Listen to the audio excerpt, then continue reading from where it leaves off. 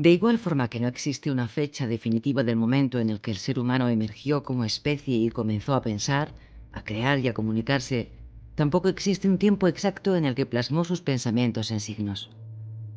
Los hallazgos de las pinturas rupestres son posiblemente la primera expresión de una carta visual cuya traducción exacta desconocemos. ¿Es la pintura una manifestación de la expresión mágica, religiosa o estética? No es improbable que cuando un cazador regresase de una partida afortunada, sintiera deseos de dejar un recuerdo de sus experiencias en una pintura. Estas representaciones no constituyen escritura, porque no forman parte de un sistema convencional de signos. Pero en la raíz de toda escritura se encuentra la pintura. Esto es evidente porque todas las sociedades actuales que carecen de escritura poseen caracteres pictóricos, es decir, figuras y decoraciones semejantes a objetos y seres reales.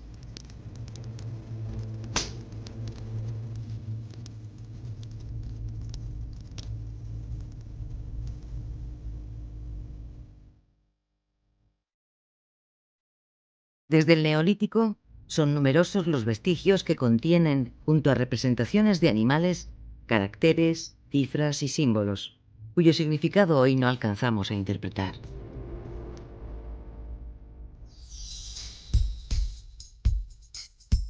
Está comúnmente aceptado por los expertos que los primeros códigos de escritura aparecieron entre el quinto y el cuarto milenio antes de nuestra era.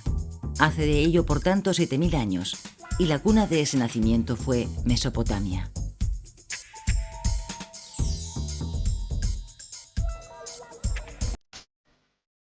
Estas fichas de barro cocido son consideradas como una protoescritura. Cada una de ellas significaba una representación. Por ejemplo, una oveja. Si un comerciante intercambiaba 3, significaba un contrato por 3 corderos. Durante muchos años fueron un misterio para los arqueólogos que no sabían cómo interpretar su abundancia y su uso. Hoy sabemos que las primeras tablillas se escribieron presionando estas fichas, llamadas cálculos, sobre la arcilla blanda. Estamos a un paso de la escritura. No pasará mucho tiempo hasta que alguien dibuje los mismos signos sobre la arcilla blanda y la escritura quede inventada.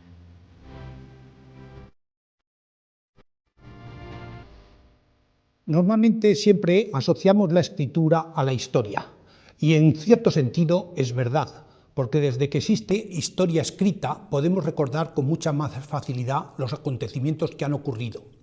Sin embargo, es cierto también que lo que es la historia es la memoria colectiva de la humanidad, y que esta memoria colectiva es algo así como la memoria de una persona. Si perdemos nuestra memoria, nos convertimos en amnésicos y dejamos de saber quiénes somos. Aunque la primera lengua que alcanzó la escritura fue el sumerio en Mesopotamia, otras vendrían después en la extensa masa de tierra que alcanza desde el Mediterráneo al Pacífico occidental. 7 fueron los pueblos que concretaron su pensamiento en signos, y lo que resulta más sorprendente, sus orígenes fueron independientes. Florecieron como semillas predeterminadas por un código misterioso, como si en la evolución del saber humano fuese inevitable ganar la escritura para seguir desarrollando y brotando del árbol del conocimiento. En Mesopotamia, el sumerio. En Elam. En Egipto. En el Valle del Indo. En Creta y Grecia. En Anatolia y Siria. Y en China. La escritura nace al sur de Mesopotamia, en lo que hoy es el país de Irak. Fue invención o fue creación de los sumerios, y los documentos escritos más antiguos de los que hoy tenemos constancia aparecieron en la antigua ciudad de Uruk. ¿Por qué aparece allí la escritura y por qué además fue un fenómeno que perduró a lo largo de los siglos y que además se extendió con mucha rapidez por todo el Próximo Oriente? Quizás dos preguntas a las que tengamos que responder en primer lugar sean ¿dónde aparece y qué es lo que dicen esos primeros textos? La escritura, los primeros documentos escritos aparecen en ciudades, por tanto la escritura está ligada al fenómeno urbano, y aparecen además en grandes edificios que posiblemente sean palacios.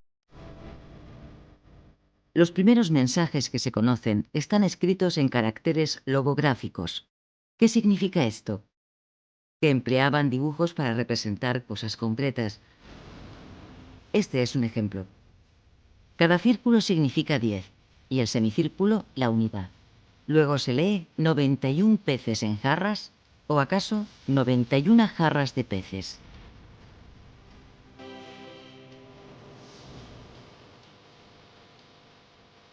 Para evitar estas imprecisiones se estableció un sistema de escritura que exigía un aprendizaje en escuelas.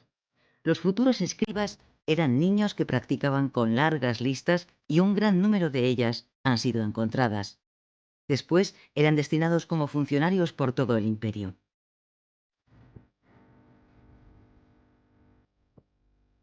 Los signos acabaron con el tiempo tomando una forma angular, de cuña, de ahí el nombre con el que fue designada, cuneiforme.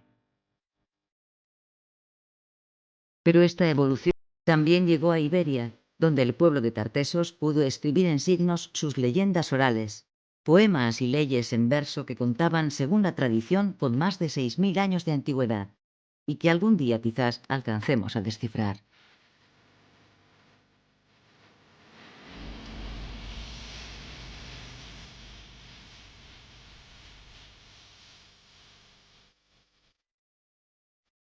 Por mucho que se diferencien entre sí los alfabetos empleados en los distintos países, todos poseen características que al rastrearlas nos dicen que tuvieron su origen en una forma de escritura en uso en la actualidad, el alfabeto de origen semítico griego.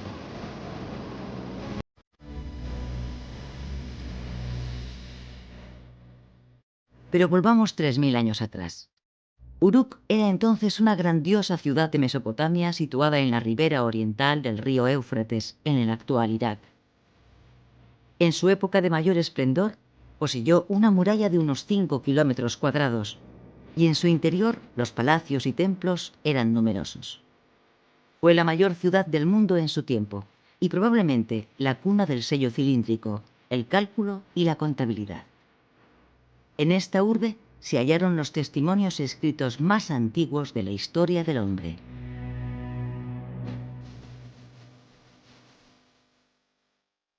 En la actualidad, la guerra de Irak ha propiciado el desastre arqueológico más vergonzante de la historia, con el saqueo de las ciudades sumerias más antiguas de la humanidad.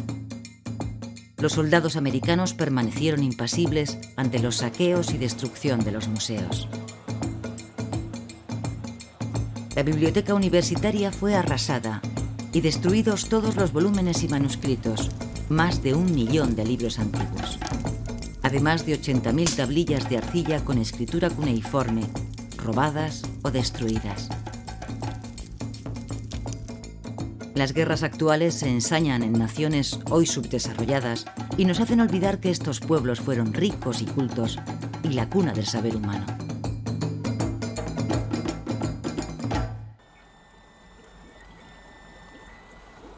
Desde el siglo XIX los investigadores se esforzaron en descifrar sus signos.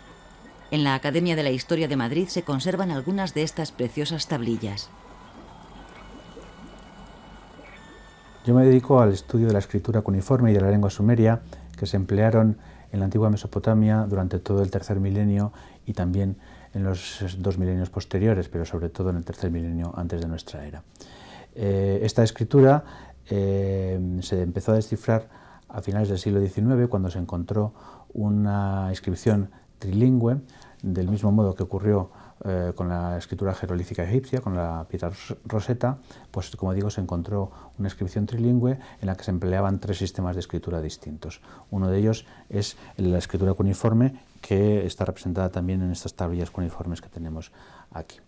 Esta escritura podía representar varias lenguas y una de ellas es la escritura sumeria, que también está representada en estas tablillas y a cuyo estudio pues, me dedico yo en particular.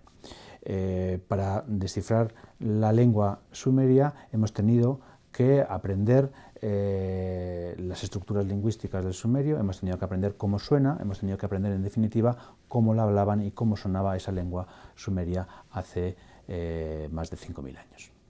¿Cómo desciframos entonces una lengua tan antigua como la sumeria, como esta lengua que tenemos representada en esta tablilla? El proceso es un proceso largo que requiere que exista una relación con alguna de las lenguas conocidas, pero eso no ocurre con la lengua sumeria. La lengua sumeria no tiene ninguna relación con ninguna de las lenguas que conocemos hoy en día. Por tanto, no podemos establecer ese tipo de relación. ¿Cómo lo hacemos entonces? Pues hemos tenido la suerte de que los antiguos habitantes de Mesopotamia considerasen la lengua sumeria como una especie de lengua clásica, del mismo modo que hoy consideramos el latín. Decidieron a lo largo de los siglos y hasta prácticamente el cambio de nuestra era aprenderla en toda su profundidad. Decidieron aprender la palabra, las palabras sumerias, decidieron aprender la gramática, decidieron hacer diccionarios, decidieron hacer gramáticas, y son diccionarios y son gramáticas que han llegado hasta nuestros días y que nos han permitido conocer y poder descifrar la lengua sumeria representada en estas tablillas cuneiformes. I believe in you. You know that I care. All the things you've told me, and all the nights and days I've shared with you, all the tender. Estas tablillas que tenemos aquí pertenecen a los archivos administrativos de la antigua ciudad sumeria de Adab, en Mesopotamia. Son tablillas que de alguna manera nos proporcionan una fotografía de lo que podía ser un día cualquiera en la vida de esta antigua ciudad. Una ciudad que sin duda tenía problemas militares, porque, por ejemplo, en esta de aquí encontramos cómo se envía una remesa importante de cascos, de lanzas y de flechas a que fuesen reparados por los herreros de la ciudad.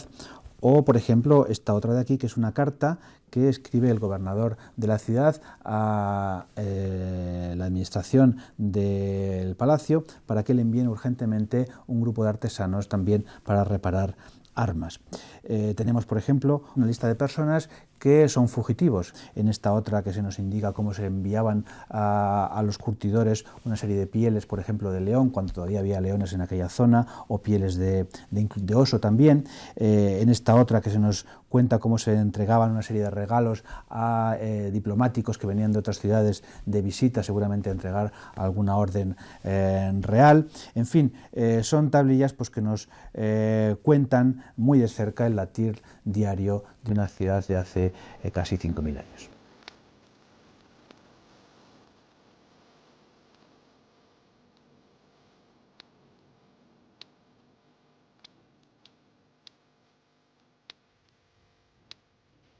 La lectura de las tablillas ha revelado los secretos de un mago de entonces. Barbara Boeck es una doctora en filología, más concretamente en asiriología. Se acerca hoy a nuestros estudios cargada con sus últimas investigaciones.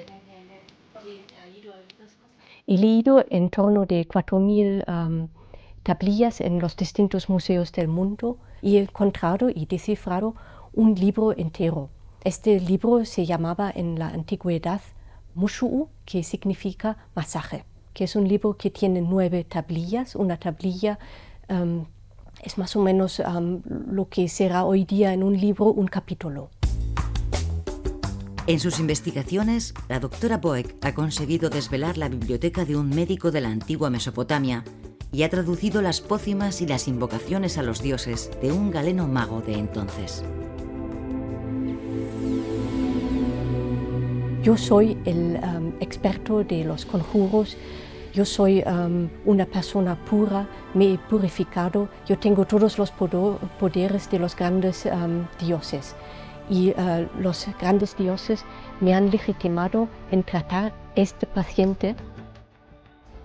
Este hallazgo es un testamento fabuloso donde el médico anotó con minuciosidad la enumeración de las enfermedades conocidas y sus síntomas. Es una enciclopedia de barro donde se han encontrado las recetas de las pócimas empleadas para paliar las diarreas, las dolencias de la piel y los sufrimientos lumbares, entre otras dolencias. E instrucciones precisas del ritual que el médico mago debía seguir, escupiendo los brebajes sobre las partes del cuerpo donde se hallaban alocados los demonios que provocan la enfermedad. Eran habituales los rituales terapéuticos mediante el exorcismo, y la lectura de las entrañas de un cordero permitía leer los pensamientos e intenciones de los dioses sobre la vida de los pacientes. En ocasiones la traducción no fue fácil, pues algunas de las tablillas de barro estaban terriblemente deterioradas y sus fragmentos se hallaban diseminados por distintos museos de varios continentes. Este hechicero, médico o si se prefiere mago, compiló el primer tratado de medicina conocido y recogió cuidadosamente para la posteridad los conjuros y los brebajes, junto con la descripción de numerosas plantas medicinales, algunas hoy día ya extinguidas. Otras, como la menta, siguen siendo habituales en nuestros herbolarios. De Babilonia nos ha llegado el más famoso logotipo que ha identificado a la medicina, la serpiente como símbolo de curación. El mito aparece en la epopeya de Gilgamesh, legendario gobernante de los primeros tiempos de Uruk, que allá por el año 2000 antes de nuestra era partió en busca de la hierba de la vida eterna. Gilgamesh encontró la planta milagrosa sumergida en el mar. Sin embargo, a su regreso, una serpiente la devoró en un descuido, por lo que este misterioso animal renueva su piel y esparce venenos que pueden curar en su justa dosis, mientras que la humanidad sigue condenada al sufrimiento y la muerte.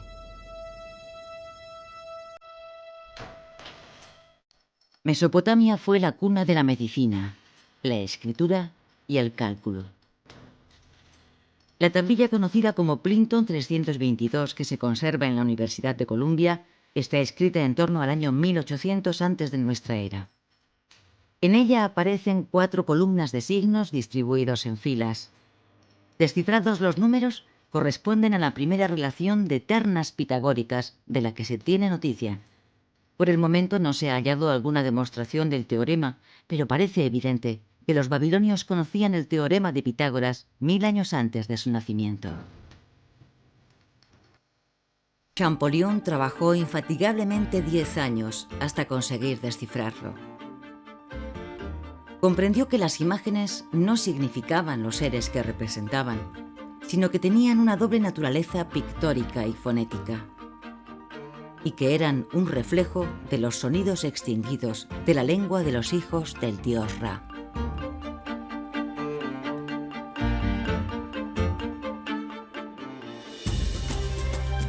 Al reconstruir la historia de nuestra escritura, nos hacemos una pregunta. ¿Por qué evolucionó la escritura de una etapa a otra? La respuesta, pero también hemos de convenir que ser más preciso no significa ser más hermoso. Hay 3.500 lenguas en esta confusa torre de Babel que es la Tierra.